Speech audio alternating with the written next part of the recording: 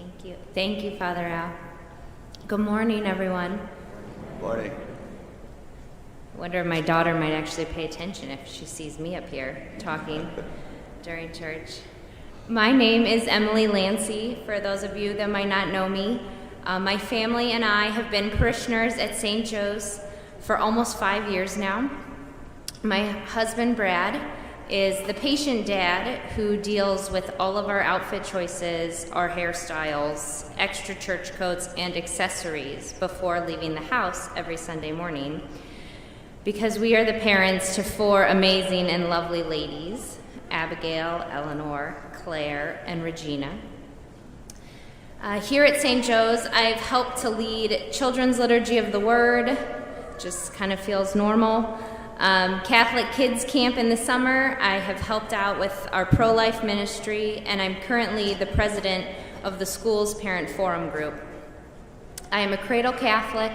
I was born into a large and faith-filled extended family, and I have attended both Catholic and public schools in my childhood. Brad and I met at the University of Notre Dame, him having come from a very similar childhood in the south suburbs of Chicago.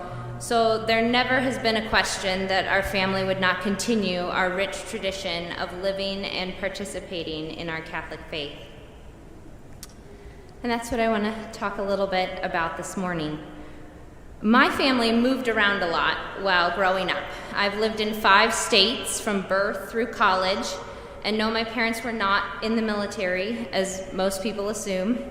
My dad is a family doctor, and he has a curious mind and took a career path that twisted and turned based upon his interests, his opportunities, and our family needs at that time. I had a poster hanging in my room in high school highlighting my love for the Wizard of Oz and reminding me that there is no place like home. I feel we all may have a deeper relationship with our physical homes after the past year. But for me, the word home has never conjured up images of a specific house or a specific neighborhood or a specific state. Home is your family. Home is your faith. Home is our universal church. In every house and in every state that I lived, the one unwavering similarity was our connection to our Catholic parish. The many hours we spent within its walls and among its members, and the feeling that I was at home there. It was my school, it was my church, it was my weekend fish fry where I got to run around with my friends in a basement. It was the service project meeting space when I was a teenager. It was the place you would go if you needed help or you needed to make a connection. So with every move and every new house, we would be sure to scout out our new parish, our new home. And it was no different when I moved by myself to Chicago after college graduation. While wondering who my roommate would be or what apartment we would rent, I was also wondering what parish would I be a part of. And after 9 wonderful years in the city, spanning graduate school, marriage, the birth of our first 2 daughters, and many wonderful parish memories, the questions were still the same. Where will we move? What house will we buy? Which parish will we join? And I have to say that in our move to Downers Grove, the parish question definitely came before we even had an inkling of what the perfect house might look like for us. Brad and I were pretty settled on Downers Grove for our family because of its community, size, parks, accessibility, all of the practical stuff of why we love this place. But we still had not answered the parish question, though, and it was needling at us a bit. What if we didn't find our parish? Would we have to start the zip code search all over again?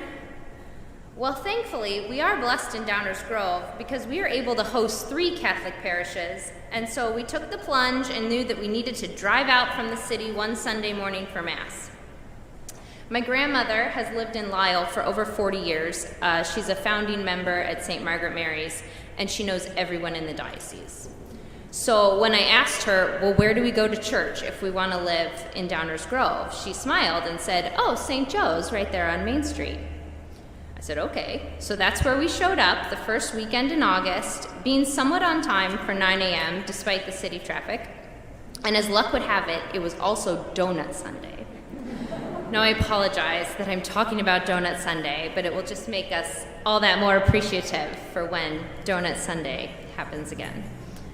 I can't tell you the songs that we sang or the readings for that day, but I can tell you that after a lovely Mass, finding the donuts, and Emily's customary 45 minutes of talking to people, we had already met a few parish council members, we'd discussed neighborhoods, and we'd exchanged contact information with the promise of helping us search for a place to live as we were closing on our condo in a few short weeks.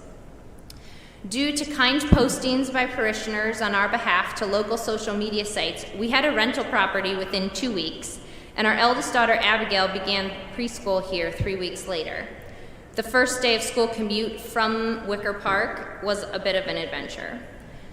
So while the moral of my story should be never miss Donut Sunday, I would invite us all to reflect on how St. Joseph's is a home and how it was our home, even from that very first Mass. I have many beautiful memories of 2020.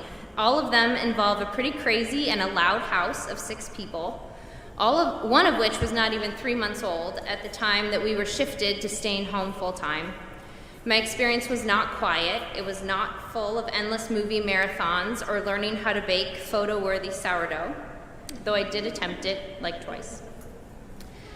Holy Week and Easter last year were really beautiful memories. My living room was full of candles. I didn't have to walk back and forth in the vestibule with a fussy baby for Holy Thursday Mass. And starting the bacon in the oven during the live stream homily really makes brunch go a lot smoother. We did embrace the idea of domestic church in our living room. And our church is astonishing because we are never confined to a building. We are church wherever we go and with whomever we are present to. We had to sacrifice our receiving of the Eucharist while we waited and prayed and reflected upon what was important and what was absolutely not important in this exploding pandemic. We still got to sing really loud in our domestic church. We knelt, we exchanged signs of peace, we listened, and we learned. We did not smile at others across the aisle, though, and we did not educate our children together in one classroom at that time.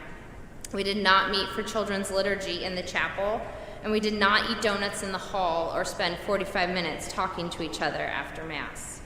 It was beautiful, and we were in our house safe, but we were not at home. For us, coming back to church and school was the priority and the goal. And while it is different, it is still our home. Regina Ann, my youngest, was baptized here on August 30th after a long wait to reopen churches safely, and it was such the perfect homecoming. We were surrounded by our grandparents and our neighbors as we welcomed a new member into our home.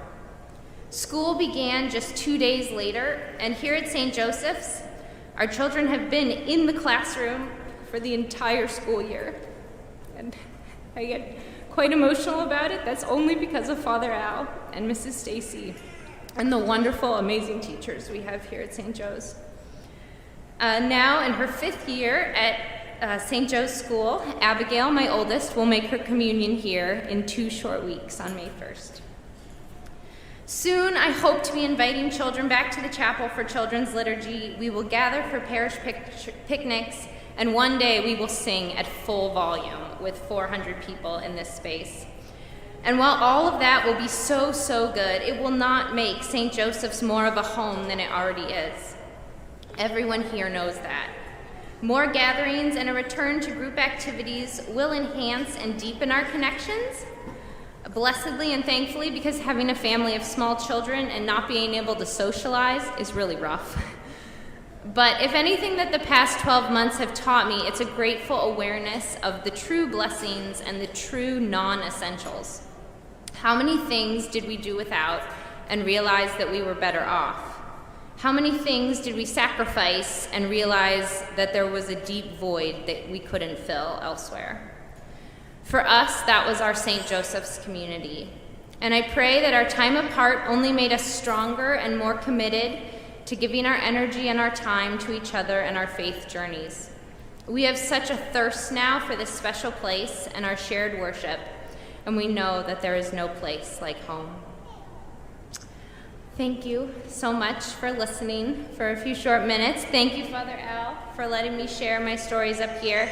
I would like to say thank you to an amazing crew of volunteers who clean and guide and check our temperatures every day. We wouldn't be able to do this without them. And while I know that we are all here and we've bookmarked the Mass sign-up site, there are so many of those that are not here. And so I would like to invite each of us to take a few minutes this week and reach out to a parishioner we haven't seen in a while. Let them know about the live stream. Let them know about coming back to church. Let them know about lots of virtual opportunities we have here at St. Joe's. And remind them that they are missed here at their home. Thank you.